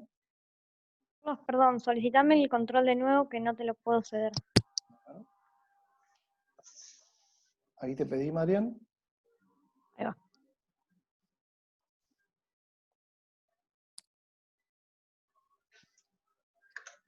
Ahí pasó. Bueno, hay un montón de recomendaciones. Si leen la norma, se entiende muy bien. Nosotros queríamos dejarle simplemente algunas que creímos que eran importantes. En nuestro proyecto, si bien no tenemos subsuelo, pero esta sala es importante que esté en un lugar seco, sobre todo. Por eso les anotamos acá que hay que tener cuidado con el nivel freático. Ustedes imagínense que está en un subsuelo y hay un problema y uno quiere ir y está inundado. Entonces eso hay que tenerlo bien en cuenta. Si va a estar en un subsuelo, de última, tener bombas preparadas y grupos electrógenos en caso de que se corte el suministro, para que esto pueda funcionar y alguien pueda ir en caso de un siniestro. No lo podemos usar tampoco para poner bicicletas, por ejemplo. Solamente está permitido herramientas que tengan que ver con la electricidad. Bueno, lo de los desniveles está, las alturas mínimas, el nivel de iluminación, 200 lux, dice acá, esto es lux. Eso es una unidad de iluminación por unidad de superficie, o sea, es lumen por metro cuadrado. Hay una equivalencia entre lumen y watt. Si ven acá en esta fotito, se ven 2 tubos de 40, esos son 80 watts, y prácticamente 80 watts son 800 lumen, así que ya lo vimos en el proyecto nuestro que estaba bastante sobrado. Los materiales resistentes al fuego ya fueron mencionados, y algo que nosotros ahí lo marcamos es el tema de la puerta, que tiene que abrirse afuera. Entonces fuimos a buscar a la norma, acá también le dejamos en qué apartado está. Estas son las dimensiones, que esto ya tiene que ver con el proyecto, tiene que ver con la arquitectura, uno tiene que decidir de antemano, o sea, no es que nos sobró un cuartito por ahí y ponemos el medidor. fuimos a ver nuestro proyecto, ahora van a ver una parte del CAD, está al lado de la cámara transformadora, cumple con todas las recomendaciones de la norma, pero encontramos un pequeño problemita, tal vez fue un error de dibujo, o no sé, de planificación, pero vemos que la puerta aquí, donde está el círculo amarillo, abre para el lado de adentro y eso no está permitido, así que después se verá cómo se soluciona, tal vez fue un error del dibujante. Eso fue lo que pudimos notar. Bueno, de los tableros ya mis compañeras dijeron todo, así que lo único que resta por ponerle acá son las definiciones, son unas cajas donde ponemos nosotros las llaves térmicas, todos los elementos de protección, tienen un rielcito DIN, que lo explicó ya Martín en la teórica, donde van colgadas las térmicas. Uno lo puede comprar, puede ir y comprarlo, pero lo ideal sería hacerlos a medida. Uno tiene que solicitar un tablero para una X cantidad de llaves, 20 térmicas, 30, 40, depende cómo uno lo decida. Eso ya es más de diseño. Nosotros dejamos acá lo que se decidió fue comprar y que lo arme una empresa, por eso dice armado en fábrica. Bueno, la nomenclatura también ya fue mencionado en la parte de las líneas, cuando vimos que hay una línea principal, una línea seccional, una línea terminal. Bueno, todo eso, seguimos la misma línea, valga la redundancia, y nombramos a los tableros de la misma manera. Es eso nada más, no hay otra cosa rara. Fuimos a ver a nuestro proyecto y notamos, bueno, teníamos un tablero general A que repartía para los departamentos, acá está anotado, segundo a sexto piso, y el del séptimo piso, supuestamente todas esos están cargados cada uno en una de las fases. Recuerden que tenemos energía trifásica, entonces lo que hay que hacer es balancear la carga, ¿no? No podemos poner todo en una sola línea y dejar las otras dos líneas libres, así que eso se habrá hecho. Después tenemos un tablero general que dice resto de los locales, iluminación de emergencia. Bueno, eso después ahora vamos a ver en el grafiquito, que tiene un solo medidor. Ahora en la diapositiva siguiente lo vamos a ver. Este es el tablero general, el que vimos primero. Vemos que hay una cometida. Aquí está la toma de la compañía, va al medidor, y del medidor reparte. Y estos son los circuitos, esto ya lo vimos, ya lo explicaron las chicas, ya se vio. Notamos acá, este es el tablero general B, y como podemos ver, hay un solo medidor acá, así que este es el que tiene, por acá abajo dice luz e iluminación, por acá que hay trifásica, dice motores, bombas, sensores. Entonces esto seguramente va a ir discriminado en las expensas, es algo de uso común que lo van a pagar entre todos los propietarios o inquilinos. Bueno, esto es algo medio complicado, ¿no? Es como jugarle a Federer con una cuchara, pero el otro día el ingeniero Martín Viale dio una explicación bastante buena. Nosotros lo que quisimos hacer acá es dejarle anotado para cuando haya que estudiar para los parciales o el coloquio, pero más que nada por completitud. No tratamos de que esto sea una explicación teórica de lo que es el factor de potencia, simplemente queremos y tenemos que recordar, acá aparece el famoso triángulo de potencias con el ángulo phi y el famoso coseno phi, que es casi, bueno, no, ese es el coseno phi, está bien. Es casi, digo, porque al ser trifásica, cada fase tiene su triángulo de potencia y resulta ser que ese ángulo phi no es el ángulo phi total, sino que saldría de una suma vectorial. Pero básicamente lo que se hace, lo que queremos saber nosotros es cuánto de esta potencia aparente, que es lo que nos entrega la fuente, transformamos en potencia útil.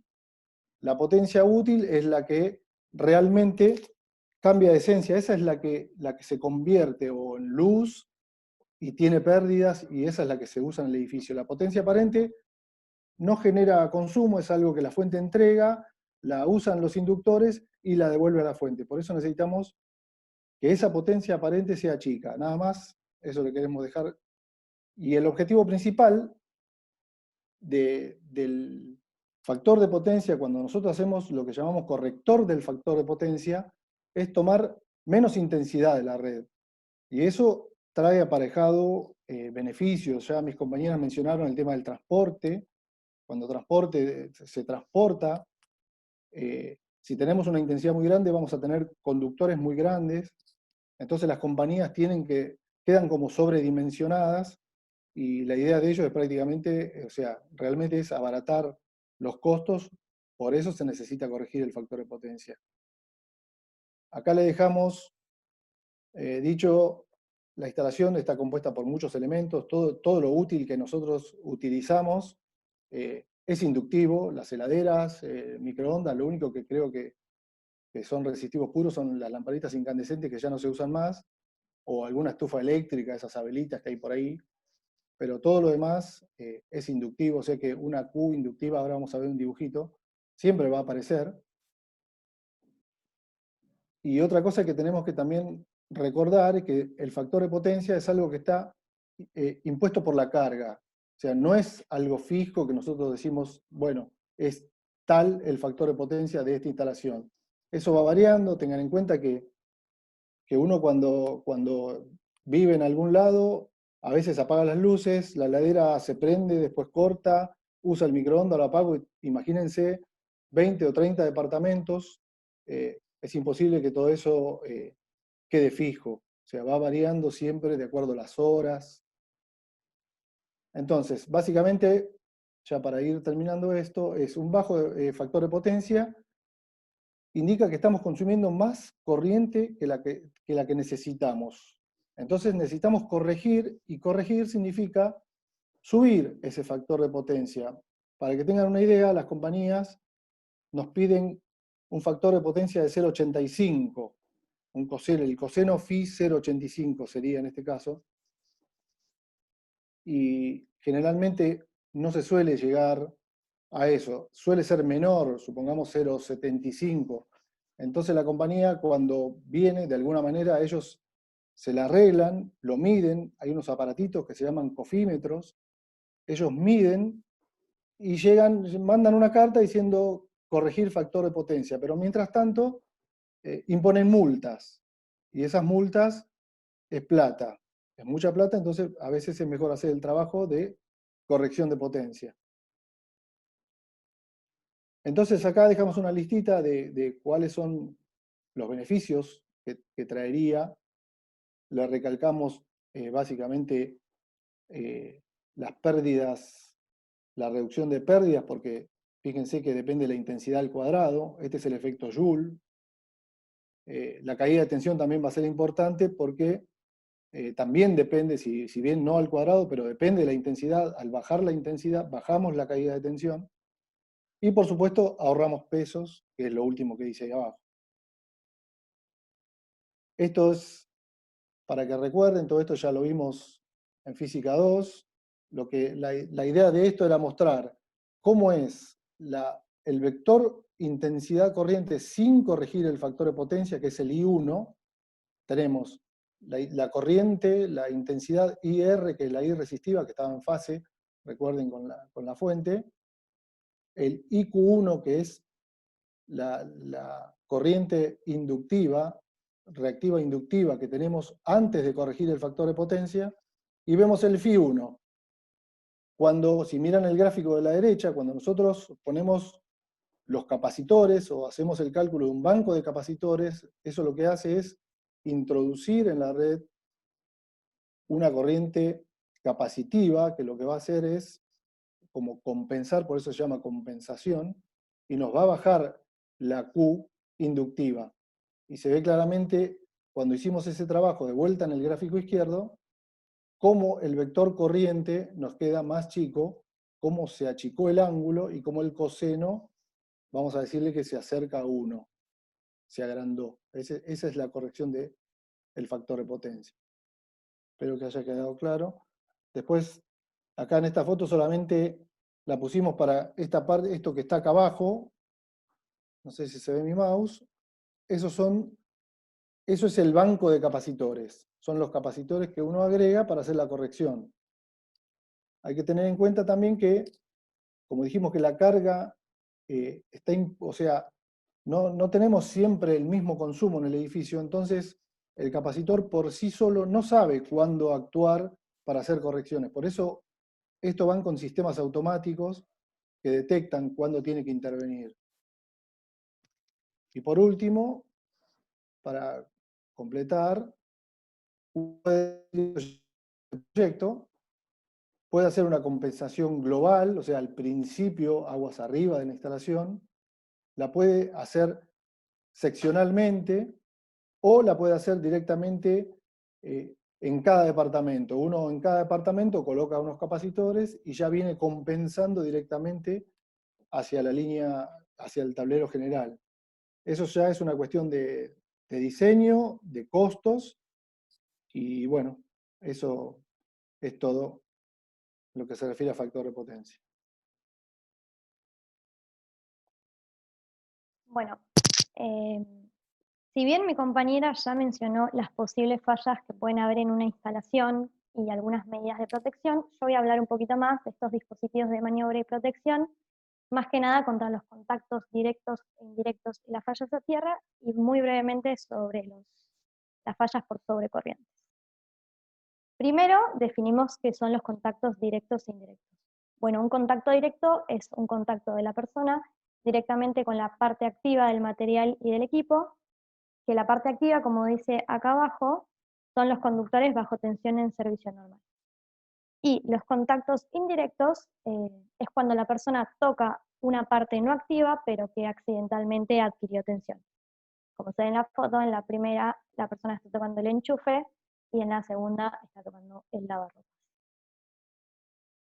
Bueno, la protección de las personas contra los contactos directos se pueden hacer de las siguientes maneras. Aislando las partes activas con materiales adecuados, como se ve en la foto, materiales que mantengan sus propiedades a lo largo del tiempo y no se pueden hacer con pinturas o barnices. Después tenemos por barreras o envolturas, que pueden ser rejas o chapas. La norma las clasifica con 3 cifras, de acuerdo a su protección contra el ingreso de sólidos, líquidos, entre otros. Después tenemos por medio de obstáculos, que esta protege a las personas más que nada por un contacto involuntario o accidental. Se puede hacer con tabiques o con barandas. Después tenemos fuera de alcance por alejamiento, que es cuando se tiene acceso a 2 partes activas simultáneamente con diferencia de potencial. Lo que se hace es ponerlas a una distancia mayor a 2,5 metros para que la persona no pueda tocarlas al mismo tiempo y así, bueno, recibir la descarga. Contra los contactos indirectos tenemos la desconexión automática de la alimentación, que esto va a trabajar con el sistema de puesta a tierra que se va a mencionar después, y básicamente lo que tiene es el sistema de puesta a tierra y un conductor de protección que lo que va a hacer es desconectar la falla. Cuando se produzca automáticamente va a desconectar la parte fallada del circuito. Después tenemos la utilización de equipos, materiales e instalaciones clase 2, que la clase 2 es que tienen una doble aislación. También se pueden proteger por ubicación en local no conductor, como se ve en la foto, mediante un suelo aislante. Después tenemos las conexiones equipotenciales de locales no conectados a tierra, que lo que hace es unir eléctricamente las masas para que tengan el mismo potencial y así, si la persona lo toca simultáneamente, no se le produzca la descarga. Y después tenemos la separación eléctrica, que lo que hace es separar el circuito de las instalaciones mediante un transformador de aislamiento, como se ve acá. Bueno, el sistema puesta a tierra es un sistema de protección que consiste en poner las masas a tierra y de un dispositivo de corte automático, que es el que mencioné anteriormente. El sistema exigido para el trabajo práctico es el TT. Este sistema cuenta con el punto neutro conectado directamente a la tierra Y las masas van a tener una puesta a tierra independiente y van a estar conectadas mediante un conector de protección. Acá se ve un esquema tipo donde el neutro está conectado a la Tierra y las masas están conectadas independientemente a la Tierra también. Bueno, este es el sistema que está en el trabajo práctico, en donde el neutro está conectado a la Tierra y las masas están conectadas a través del conector de protección directamente con la puesta a tierra. Para esto hay que tener en cuenta que todos los componentes, igualmente de todo el trabajo práctico, están normalizados. Las uniones enterradas se tienen que hacer con soldadura cupro-aluminotérmica, que es con aporte de cobre, a una temperatura muy elevada. Y como dije antes, tiene que haber igualdad de potencial entre todas las masas, para que no haya diferencia de potencial y se produzca una descarga si se tocan en simultáneo. Esto lo voy a mencionar muy brevemente porque ya mi compañera lo dijo, que es la protección de las instalaciones, contra corrientes de sobrecarga y contra cortocircuitos. Se dijo que en el trabajo práctico se usaba una llave termomagnética que interrumpe la corriente antes de provocar el daño y que responde a las reglas de poder de corte y regla de tiempo de corte. Por último, yo voy a hablar de los grupos electrógenos, que si bien en el trabajo práctico no está especificado, nosotros lo pondríamos en caso de que se interrumpa el suministro para los ascensores y para las bombas, para que se pueda proveer a los habitantes de agua potable, ¿no? Bueno, como dice ahí, son fuentes de energía eléctrica que pueden utilizarse en caso de emergencias por un corte de suministro o de forma permanente para personas electrodependientes, por ejemplo. El grupo electrógeno se constituye por un motor térmico, un generador eléctrico con su tablero de comando y control.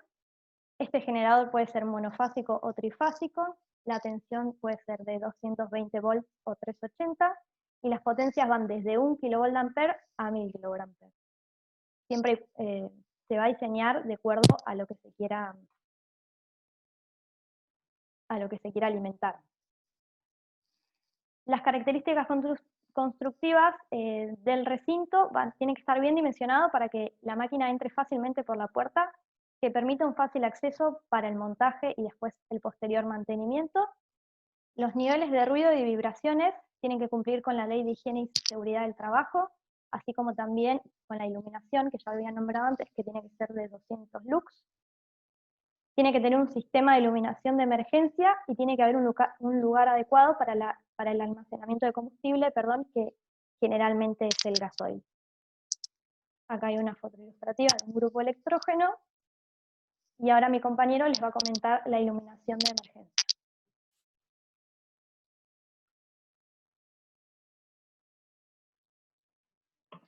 Bueno, finalmente, uno de los últimos artefactos que nos podemos encontrar, pero no menos importante, son los de iluminación de emergencia.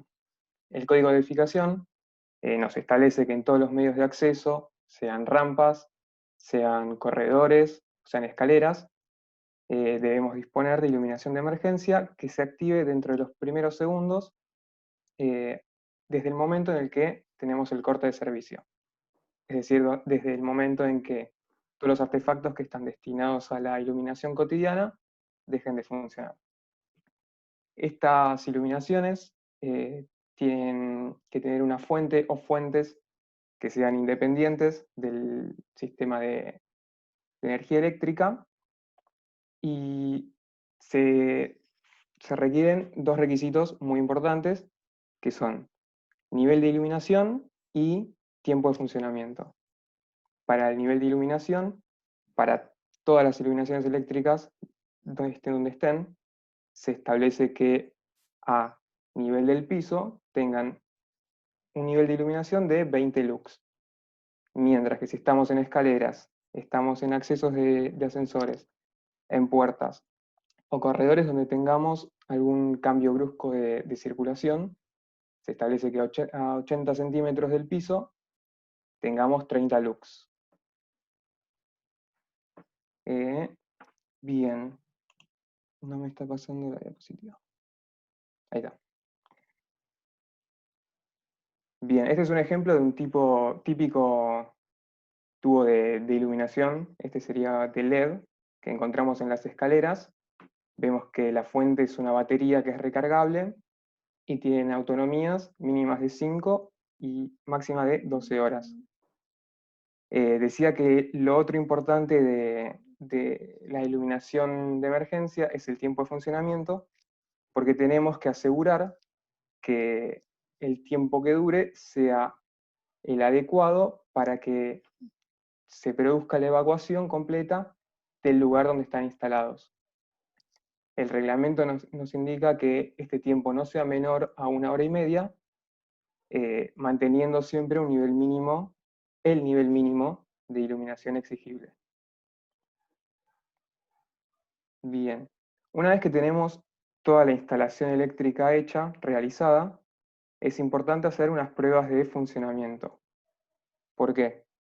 Porque primero, para poder habilitarla, tenemos que hacer las verificaciones y comparando los resultados obtenidos con los calculados. Tenemos 5 tipos de mediciones aconsejables, que son las de continuidad eléctrica, ahí está. Continuidad eléctrica, la resistencia a la aislación, la caída de tensión, un ensayo a plena carga o calentamiento, y por último, la resistencia del sistema puesta a tierra.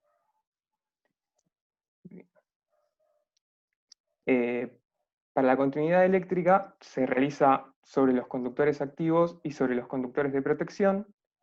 Sirve para comprobar que un conductor que sale de un lado llegue de forma íntegra a otro, y que ese conductor que sale sea el mismo que esté llegando. Para eso se utiliza un ómetro cuya tensión sea menor a 12 volt y cuya corriente sea mayor a 0,2 amperes. Se colocan las puntas del instrumento en los dos extremos del circuito a medir, y la lectura obtenida tiene que ser 0. La segunda prueba es la de la resistencia de la aislación a la instalación eléctrica. Esta es muy importante porque si llegamos a tener alguna falla de aislación, puede resultar muy peligroso para las personas, como ya se mencionó previamente. Y no solo podemos tener gente electrocutada, sino que esto también significa un consumo adicional de electricidad, por lo que también influye económicamente en el sistema. Bueno, el objetivo de este ensayo es constatar el estado de los conductores, luego el cableado y conexionado, para prevenir estas fallas de aislación. La norma recomienda que la resistencia que tengamos sea de por lo menos 1000 veces la tensión de servicio. Es decir, que si tenemos una tensión de 220 volts, nuestra resistencia sea de 220.000 ohms. Bueno, esto se realiza con un megómetro que consiste que su tensión sea mayor o igual al doble de la tensión de servicio, y lo importante del ensayo es hacerlo con la línea de alimentación desconectada y con todos los artefactos también desconectados. Según el sistema que estemos midiendo también, tenemos que hacer diferentes mediciones. Si estamos en el sistema trifásico, tenemos que medir los conductores de fases entre sí, los conductores de fases unidos contra el neutro, los conductores de fase unidos contra el conductor de protección, y el neutro contra el conductor de protección. Si estamos en un sistema monofásico, tenemos que hacer el conductor de fase con el neutro, el conductor de fase con el de protección, y el de neutro con el de protección. La tercera es la caída de tensión. Esto nos sirve para verificar que la sección adoptada en los conductores sea la adecuada. Lo hacemos midiendo con un voltímetro la tensión de una fase con respecto a otra o con respecto al neutro. Este ensayo se hace a plena carga, es decir, con todos los artefactos conectados, y la medida de la caída porcentual obtenida tiene que ser menor al 5% en instalaciones domiciliarias. La cuarta es el ensayo a plena carga y el calentamiento. Nos facilita la detección de falsos contactos y, valga la redundancia, de calentamiento. Este se realiza también a plena carga, es decir, todos conectados otra vez, y se verifica que la corriente absorbida sea igual al valor teórico. Y si se produce un calentamiento en los conductores e interruptores, como consecuencia de algún error de cálculo o de algún falso contacto. Si tenemos algún calentamiento que sea muy excesivo, vamos a tener un deterioro de aislaciones mucho más rápido y vamos a tener que reemplazarlos antes de lo esperado. El calentamiento se mide simplemente con un termómetro, no es muy complicado. Y también hay que prestarle mucha atención a los parpadeos de luces, porque significaría que estaríamos teniendo un falso contacto. La última prueba es la de resistencia del sistema de puesta a tierra. Esto consiste en comprobar que la resistencia con respecto a tierra esté dentro de lo indicado por las normas, es decir, que sea menor a 10 ohm, preferentemente que no sea mayor a 5. Se realiza con un telurímetro. El método está especificado en la norma IRAM 2281, y básicamente consiste en, con un elemento, conectarnos a tierra, utilizar este telurómetro, conectar el elemento a medir, y este telurómetro nos va a hacer correr una corriente que, bueno, nos va a terminar midiendo la diferencia entre los dos puntos y la resistencia que tenemos. Bueno, finalmente en una instalación lo que se tiene que hacer, una vez ya instalada y habilitada, son las tareas de mantenimiento. Periódicamente, se tienen que hacer periódicamente, y mantener a cada artefacto y a cada instalación con las características originales de cada componente. Si encontramos alguna anormalidad o vemos que hay alguna potencial anormalidad, tenemos que recurrir rápidamente a la reparación o al reemplazo, siempre con personal competente. Y en el caso de que haya que hacer algún reemplazo, tenemos que utilizar elementos que estén normalizados por IRAM. Obviamente estos artefactos que utilicemos en el reemplazo van a tener que mantener la calidad y las características de los originales.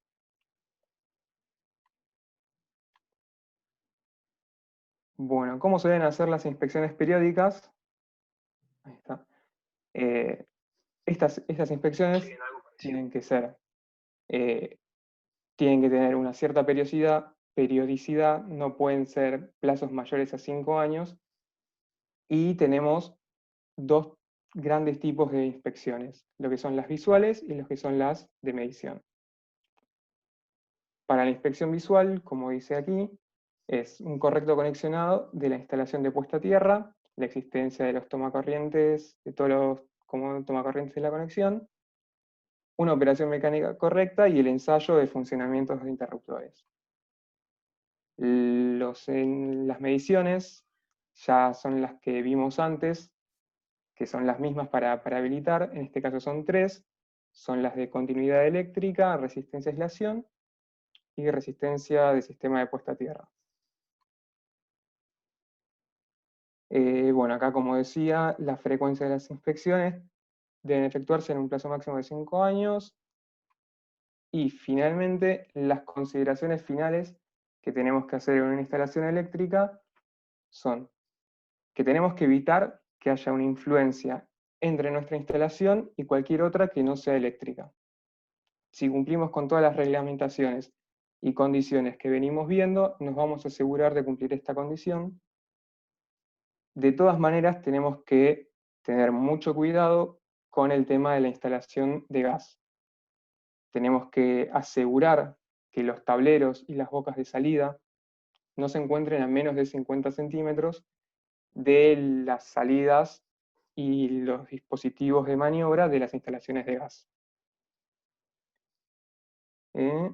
Finalmente, la instalación que tengamos, la resultante, debe dejar un espacio suficiente para el reemplazo y la accesibilidad a todos aquellos elementos que deban ser revisados y reemplazados.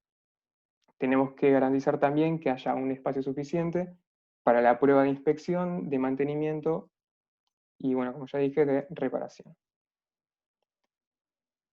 Llegando al final, les agradecemos a todos por su atención. Esperemos que haya quedado muy claro, que no se hayan aburrido y nada. Gracias a todos por escucharnos. Bueno, ¿les quedó alguna duda? A mí me quedó una duda. No sé cuál es el trabajo práctico. O sea, porque las explicaciones fueron muy buenas, digamos, el nivel bastante excelente. La verdad que prácticamente demostraron experiencia en conocer las instalaciones eléctricas, pero la idea, digamos, de las exposiciones es en tiempo, en media hora, y explicar el trabajo práctico con las cuestiones aplicadas de la teoría, ¿sí? Igual, la verdad que lo que abunda no daña, fue muy buena. Reconozco que en mis años de experiencia en instalaciones eléctricas abarcaron todo, así que fue muy buena la clase, pero el objetivo que buscamos nosotros, por lo menos los docentes, es, digamos, aquellos trabajos prácticos que están desarrollados, que haya una explicación, aplicando los conocimientos que ustedes tenían, mostrando en este caso las plantas, cómo se dimensionaría, por ejemplo, la instalación, o cuáles las cuestiones de protección, tanto protección a la instalación, protección a las personas.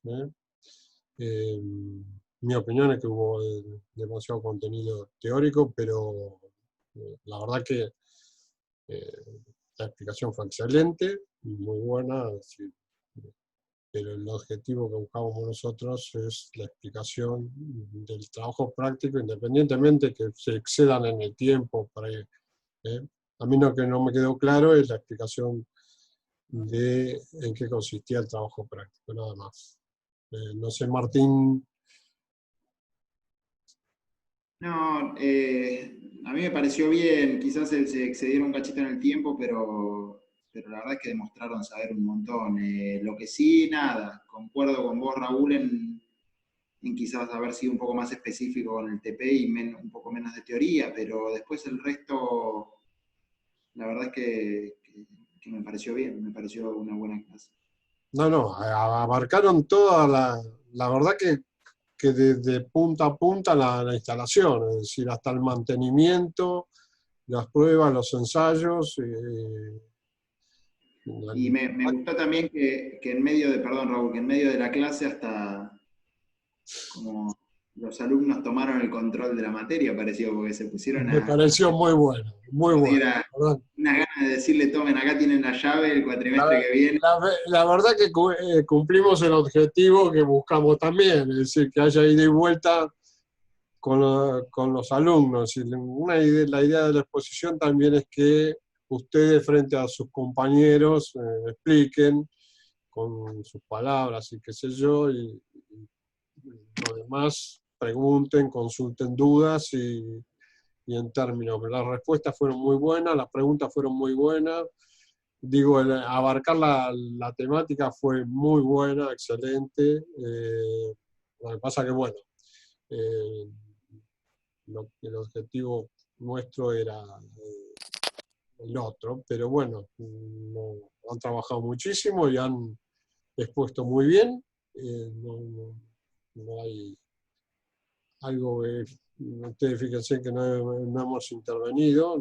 Digamos, las instalaciones eléctricas no son mi tema, siempre las odié a pesar de saber instalaciones eléctricas, pero yo veo un cable y me molesta, así que, pero fue muy bueno la explicación, tengo años de obra y de conocer instalaciones, y ustedes abarcaron muy bien toda la temática. La verdad que en eso reconozco, así como digo una cosa, digo la otra, ¿no?